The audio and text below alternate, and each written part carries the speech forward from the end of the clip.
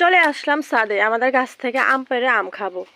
তো আম খেতে এসে দেখি মাশাআল্লাহ, ওয়াও, কতগুলো আম ধরে রয়েছে গাছের মধ্যে। এই যে দেখেন, আমি হাত দিয়ে দেখাচ্ছি। এই যে দেখেন, এগুলা কিন্তু আমাদের গাছের আম।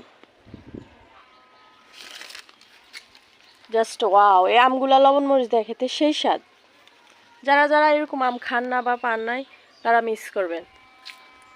আমরা এই আম খেতে চলে আসছি আমার বাপের বাসায়। দেখুন আমাদের এই গ্রামের অপরূপ সৌন্দর্য, সবুজ শ্যামল এই ধান ক্ষেত।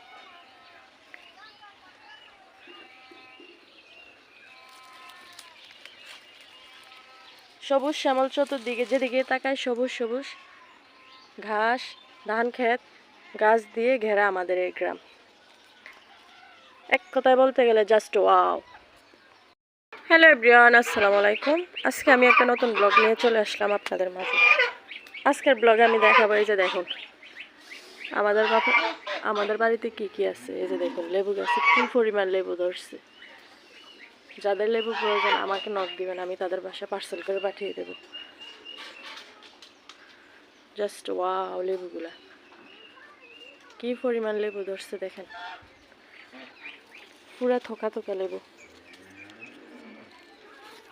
এখানে কিন্তু দুই প্রকারের লেবু আছে, একটি হচ্ছে হাজারি লেবু আর একটি হচ্ছে এগুলো হচ্ছে এলাচি লেবু।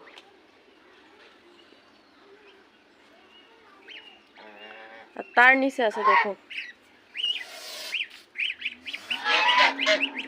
এগুলো হচ্ছে আমাদের মেহমান।